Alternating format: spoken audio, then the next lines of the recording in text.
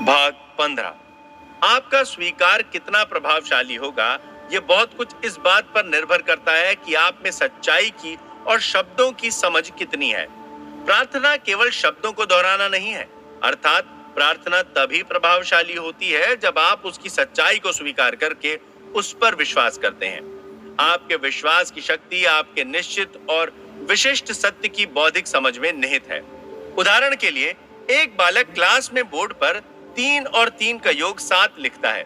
शिक्षक गणित के सत्य को स्वीकार करके 3 और 3 का योग 6 बताता है, इसलिए बालक उसी के अनुरूप अंक बदलकर 6 कर देता है। ये 3 और 3 6 का योग शिक्षक के कहने पर नहीं हुआ, बल्कि वो पहले से गणित का स्थापित सत्य है। गणित के सत्य ने बालक के अंक बदलवाए। रोगग्रस्त होना अस्वाभाविक है, स्वस्थ रहना स्वाभाविक है। आपके जीवन के लिए स्वास्थ्य एक सत्य है। जब आप अपने लिए अथवा दूसरे के लिए स्वास्थ्य, सौहार्द एवं शांति स्वीकार करते हैं और जानते हैं कि ये आपके जीवन के लिए विश्वव्यापी सिद्धांत है, तो आप अपनी समझ के अनुरूप जिसे आप स्वीकार करते हैं, अपने अवचेतन मन की नकारात्मक प्रवृत्तियों को बदलेंगे। स्वीकारात्मक तकनीक की प्रार्थना का निर्माण आपके जीवन नियम की अनुकूलता पर निर्भर करता है। आप चाहे कोई भी हो, एक क्षण के लिए मान लीजिए गणित का एक सिद्धांत है और कोई गलती नहीं। सत्य का एक सिद्धांत है लेकिन बेईमानी नहीं। ज्ञान का सिद्धांत है लेकिन अज्ञान नहीं।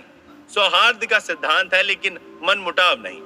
स्वास्थ्य का सिद्धांत है लेकिन रोग नहीं, और संपन्नता का सिद्धांत है लेकिन अभाव या गरीबी नहीं। स्वीकारात्मक तकनीक का प्रयोग लेखक ने अपनी बहन पर किया, जिसका इंग्लैंड के एक अस्पताल में गॉल ब्लैडर में पथरी का ऑपरेशन होना था। स्थिति की जानकारी विभिन्न परीक्षणों तथा एक्सरे रिपोर्टों से मिली। उसने मुझसे प्रार्थना करने को कहा। हम दोनों के बीच 6500 मील की दूरी थी, किंतु मन के सिद्धांत के लिए समय और दूरियां कोई मायने नहीं रखती। असीमित मन या ज्ञान प्रत्येक स्थान पर प्रत्येक क्षण एक साथ प्रस्तुत रहता है। मैंने रोग के सभी लक्षणों और शारीरिक व्याधियों के इरादों अथवा विचारों को अपने मन से निकाल दिया और मन में निम्नलिखित प्रार्थना को स्वीकार किया। यह प्रार्थना मेरी बहन कैथरीन के लिए है। वो आराम से है, शांति में है, आत्मविश्वास में है, संतुलन में है और शांत है। उसके अवचेतन मन का उपचार ज्ञान, जिसने उसके शरीर की रचना की है, अब उसके शरीर की प्रत्येक कोशिका को, नस को, प्रत्येक ऊतक, मांसपेशी और हड्डी को उसके अवचेतन मन में रखे सभी परिष्कृत अंगों के नमूनों के अनुरूप रूपांतरित कर रही है।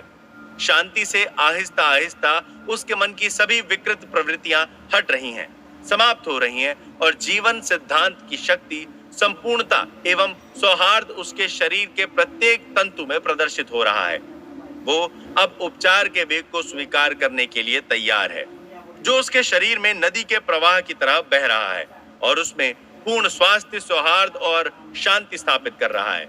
सभी विकृतियां और कुरूप छवियां अब प्रेम के अथाह सागर में विलीन हो चुकी हैं और उसके शरीर में शांति का साम्राज्य स्थापित है। ऐसा ही हो। मैंने उपर्युक्त प्रार्थना दिन में कई बार की और 2 सप्ताह के अंत में मेरी बहन ने परीक्षण करवाया, जिसमें अभूतपूर्व उपचार के लक्षण दिखाई दिए और एक्सरे की रिपोर्ट भी नेगेटिव आई। स्वीकार करने का अर्थ है उसे मान लेना, और जब आप मन के इस व्यवहार को सत्य मान लेंगे, तब चाहे इसके विपरीत कितने भी तथ्य क्यों ना हो, आपको अपनी प्रार्थना का उत्तर मिलेगा। आपका विचार केवल स्वीकार करेगा, क्योंकि यदि आप इनकार करते हैं तो आप दरअसल में उसको स्वीकार कर रहे हैं जिसे आप इनकार कर रहे हैं। स्वीकार को दोहराना ये जान लेना है कि आप जो कह रहे हैं और क्यों कह रहे हैं। यह आपके मन को चेतना की उस अवस्था तक ले जाता है जहां वो आपके कहे को सच स्वीकार कर लेता है। जीवन के सत्य को दोहराते रहें जब तक कि आपको अवचेतन मन की प्रतिक्रिया नहीं मिल जाती जो आपको संतोष देगी। ये उपाय वही है जो इसका शाब्दिक अर्थ है। इसका आविष्कार करने का श्रेय डॉक्टर फाइनिस पुरखुर्स्ट क्विम्बी को जाता है, जो लगभग 100 वर्ष पहले बेलफास्ट में मानसिक व आध्यात्मिक उपचार की प्रैक्टिस करते थे। सन 1921 में न्यूयॉर्क स्थित थॉमस वाई क्रोवेल कंपनी ने उनकी पुस्तक द क्विम्बी मैन्युस्क्रिप्ट्स प्रकाशित की। उसका संपादन होरेटियो ड्रेसर ने किया था। यह पुस्तक आपकी लाइब्रेरी में उपलब्ध है। इस पुस्तक में समाचार पत्रों में छपे उनके उपचार के अभूतपूर्व परिणामों का विवरण दिया गया है। क्विम्बी के उपचार के अनेक चमत्कारों का विवरण बाइबल में मिलता है। संक्षेप में, क्विम्बी के तर्कात्मक उपाय आध्यात्मिक तर्क पर आधारित हैं, जिसमें आप रोगी को और अपने को आश्वस्त कर लेते हैं कि रोगी के रोग का कारण उसका तथ्यहीन विश्वास, आधारहीन भय और अवचेतन मन में बैठी उसकी नकारात्मक प्रवृत्तियां हैं।